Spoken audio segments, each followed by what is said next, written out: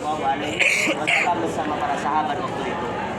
Nah, masjid ini mengalami berbagai renovasi, mulai dari Umar bin Abdul Aziz, kemudian ada Umar bin Khattab, ada Umar bin Abdul Aziz. Kalau Umar bin Khattab dari generasi sahabat, Umar bin Abdul Aziz dari kalangan tabi'in. Kemudian sampai pada Raja Fahad tahun 80-an, yaitu yang satu periode dengan presiden pertama kita. Kemudian diluaskan, kemudian pada masa Raja Abdullah jadilah bentuk masjidnya seperti ini. Nah, ada dua versi riwayat yang sama-sama muttafaqun alaih, ya. Insyaallah sudah tahu tentang muttafaqun alaih. Muttafaqun alaih itu kalau dalam mustalahul hadis, dalam hadis itu dikenal bahwa kalau ada disebutkan di sana ulama hadis seperti Imam Bukhari dan Imam Muslim disebutkan secara bersamaan, maka hadis itu tidak diragukan lagi kesahihannya. Artinya disebut dengan muttafaqun alaih, disetujui, disepakati. Dan dua hadis ini semuanya muttafaqun alaih. Versi pertama adalah di mana Rasulullah Shallallahu Alaihi Wasallam itu beliau melaksanakan sholat Aid, ya. Jadi sholat Aid di mana Rasulullah dulunya di masa Rasulullah itu Bapak Ibu untuk sholat Aid, Idul Adha maupun Idul Fitri itu tidak dilaksanakan di masjid, walaupun sebelumnya memang sudah Rasulullah SAW membangun Masjid An-Nabawi, ya. Jadi digelar sholat Aid kedua Aid ini di lapangan, dan tradisi itu sampai sekarang Bapak Ibu, khusus di di Saudi ini, di negara Saudi itu biasanya kalau sholat Aid, Idul Adha maupun Idul Fitri itu biasanya tidak dilaksanakan di masjid, kecuali Masjidil Haram Madinah dan Masjidil Haram Makkah. Jadi kalau di luar Makkah Madinah seperti Riyadh, Dammam, Abha dan segala macamnya daerah-daerah lain itu biasanya dilaksanakan di lapangan yang luas. Nah, dulunya Rasulullah SAW bersama ratusan para sahabat waktu itu melaksanakan sholat Aid, kemudian di mana pada saat itu Bapak Ibu kita tahu semuanya cuaca di Saudi ini, mau cuaca dinginnya mau cuaca panasnya itu Masya Allah sangat ekstrim. Kalau cuaca dingin bisa sampai -1, -2, ya. Kalau cuaca panasnya seperti kemarin Agustus Hajar itu bisa mencapai 50 derajat Celcius sampai 53 derajat Celcius.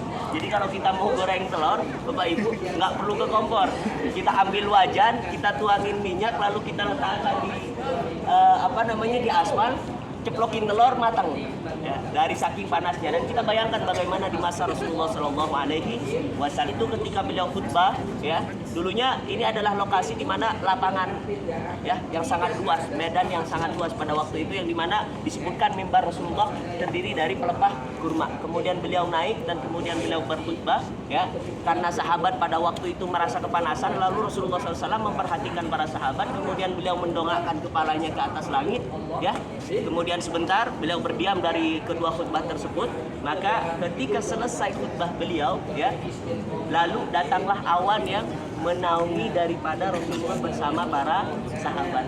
Maka dari kisah itulah yang disebut dengan Masjid Ghamamah.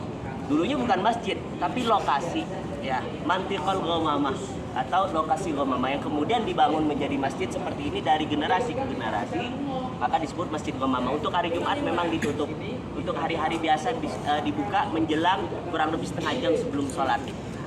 Versi yang kedua adalah di mana Rasulullah SAW melaksanakan sholat istisqa, sholat meminta hujan, karena Madinah waktu itu dilanda kekeringan Bapak Ibu, ya. Yang kemudian kalau kita kenal doanya Allahumma shayyiban nafi'an, itu kalau kita telisik hadisnya, asbabul wurudnya itu mutawatirnya langsung kepada dari Abi Dzar Al-Ghifari, sahabat yang meriwayatkan Allahumma shayyiban nafi'an, kemudian Allahumma aghithna ghaisan mughisa wa la taj'alna minal qanitin.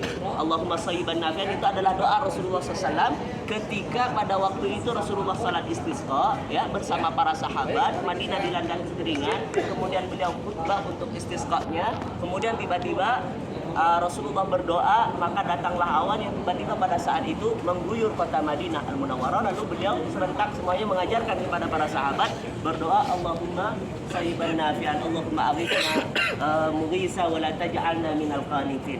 Itulah doa Rasulullah Sallallahu Alaihi Wasallam. Dan kemudian dengan alasan versi yang kedua ini, maka lokasi ini disebut dengan Mantiqul Ghamamah, atau lokasi di mana terjadinya hujan di kota Madinah disebabkan salat istisqa-nya Rasulullah Sallallahu Alaihi Wasallam. Jadi untuk kedua hadis ini sama-sama sahihnya Bapak Ibu, ya. Kemudian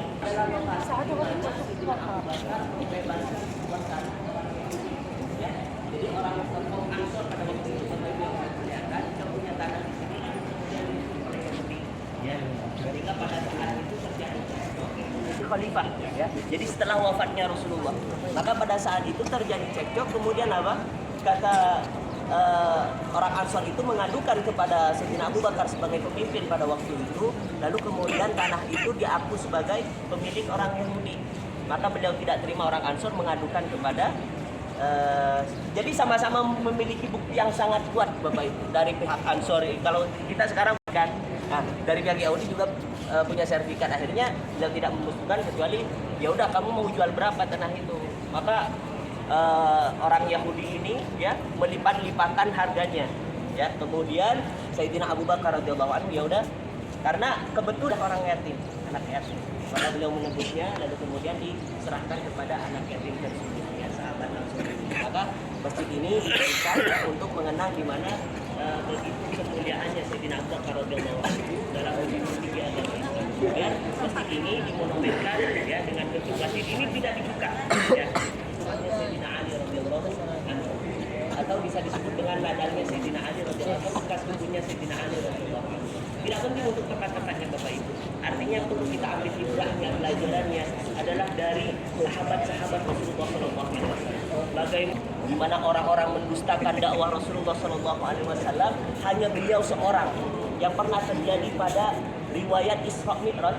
Itu hampir orang yang kemudian pada saat itu ditertawakan oleh orang-orang kafir Quraisy dan sebetulnya kemudian orang-orang beriman, kok bisa dalam waktu yang sangat singkat, jadi tidak sangat mustahil untuk dipercaya. Namun disebabkan oleh Sayyidina Abu Bakar radhiyallahu anhu, maka pada saat itu beliau terakhir, apakah kalian percaya wahai kaum muslimin? Mereka teriak. Sekali lagi beliau bertanya, langsung, oh iya ya, ini kan Rasulullah. Maka kembali lagi ke imanannya. Kemudian begini wahai kaum muslimin, aku mencintai Rasulullah SAW tidak hanya secara lahir. Andaikan Rasulullah SAW mengatakan di depan ada tembok putih, ya, secara mata pandanganku semua bilang bahwa tembok itu putih, namun Rasulullah SAW mengatakan tembok itu hitam, maka aku dustakan penglihatanku. Aku bilang iya tembok itu hitam, walaupun zahiriannya putih. Dari saking keyakinannya Sayyidina Abu Bakar radhiyallahu anhu, di mana Sayyidina Abu Bakar disebutkan dalam suatu riwayat, andaikan iman semua kaum muslimin mukminin di dunia ini ditimbang dengan imannya Sayyidina Abu Bakar, maka tidak akan sebanding dengan imannya Sayyidina Abu Bakar radhiyallahu anhu. Yang kemudian ke suatu tempat mencari air, kemudian membawa dalam satu riwayat ala hadil jadi setengah separuh kan. Kemudian beliau, ya Rasulullah, minum aku yang hilang dahaga. Dari saking kecintaannya Sayyidina Abu Bakar radhiyallahu anhu, padahal sama-sama perjalanan jauh, ya, sama-sama kering pada waktu itu, ya. Tapi statement dari Nabi fartawa itu anak Nabi yang minum, aku yang hilang dahaga. Dari saking bahagianya telah membahagiakan Rasulullah SAW.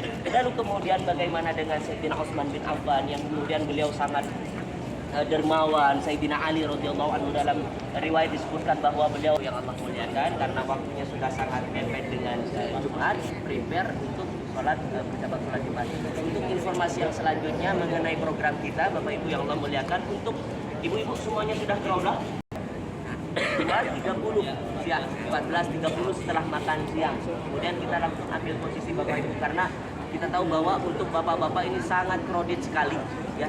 Jadi harus kita lebih awal untuk sampai ke tempat di mana kita akan antri, karena antrinya itu pas lurus dengan kubah hijau. Jadi kita ambil antrian, ya. Kemudian kalau kita sudah di antrian, insya Allah kita nanti akan masuk ke Raudhah. Jadi kalau misalkan kita terlambat, khawatirnya nanti jamnya itu expired, kita diusir sama askar dan kita tidak bisa masuk. Jadi mohon tepat waktunya, karena kesempatan untuk berziarah ke Raudhah ini hanya diberikan satu kali untuk jamaah umrah sekalian.